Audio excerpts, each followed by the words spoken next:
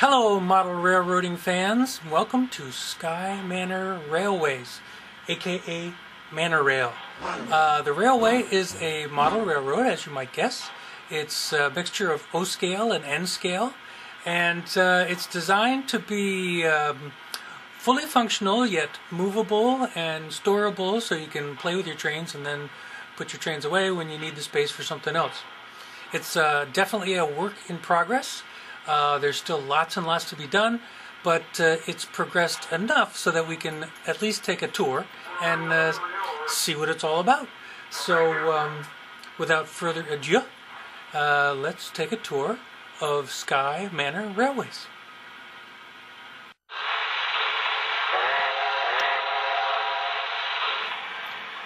This main oval is kind of center city for Sky Manor Railways. It's built on a couple of doors, and this is the O-scale engine, which is Lionel. I've got several O-scale cars to go with it, or rolling stock, as they say. O-scale is 1/48, which means a 6-foot man is about 1.5 inches tall, and that's the one scale that we have. Beyond the cars there, you can see another building. This is an N-scale building, and N-scale is 1/160, which means that a 6-foot man is less than 1/2 inch tall, which is pretty tiny. Here's the engine and cars for the N-scale train, and as you can see, they're dwarfed by the O-scale cars and the train behind them. But that's the basic concept. We have mixed scales, which we don't really care about here in Manor Rail, and the main portion is on these two doors that are stuck together.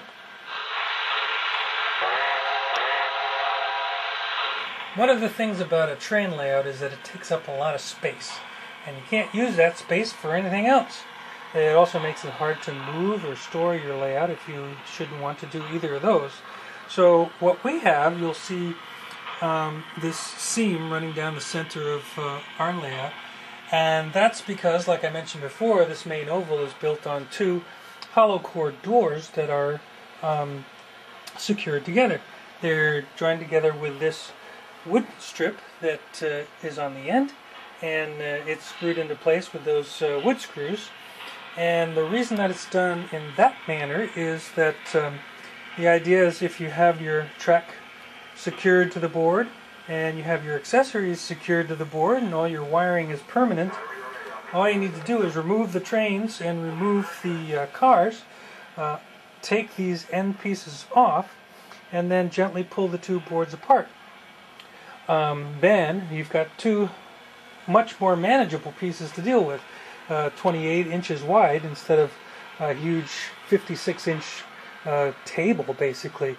And so the layout can be moved in its entirety or stored much more easily.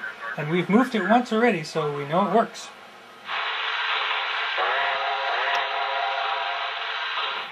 Your train layout takes up a lot of space, that's for sure, especially O-scale.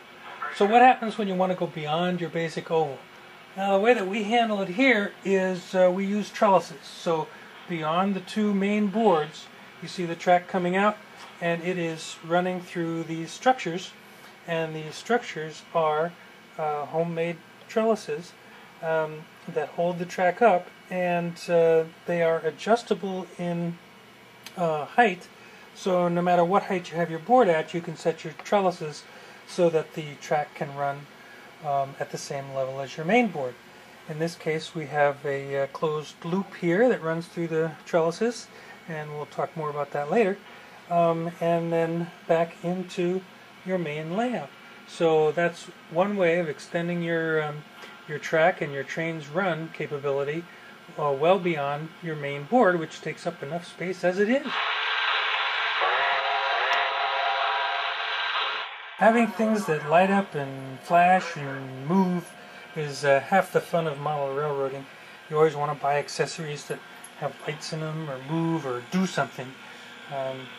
Sometimes it can lead to ridiculous purchases like the Lionel Constellations car, which is totally ridiculous, except for that it has flashing lights, so we can't resist. Anyway, in order to have all these things that light up and move and stuff work, you got to have lots of wires, and you don't want to have lots of wires showing on your layout, so they're all underneath. So now it's time to go into the depths of Sky Manor rail underpinnings and see what happens under the table.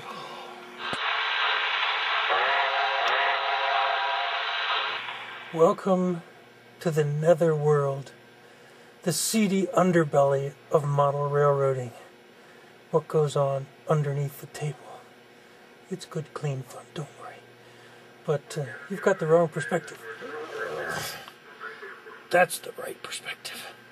Okay, now, this is what makes all the lights and groovy stuff upstairs work.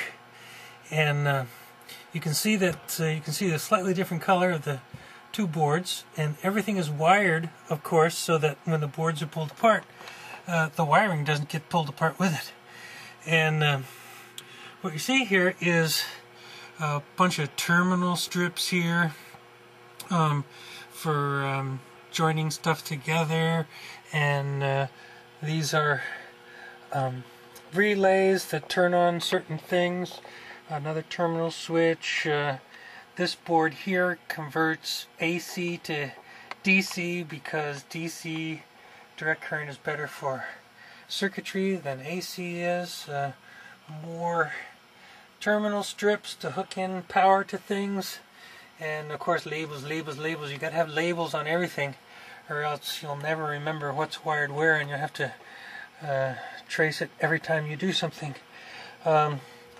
Relays, we live by relays underneath here, because track sensors trip relays which supply power to things, and you have to keep the power separated and going to the right spots. And that's about it. This is all the good stuff that makes the flashy lights and really movie things up on the top level. You'd never think that there would be this much down here, would you? But there is. And there needs to be. There's going to be more before we're done.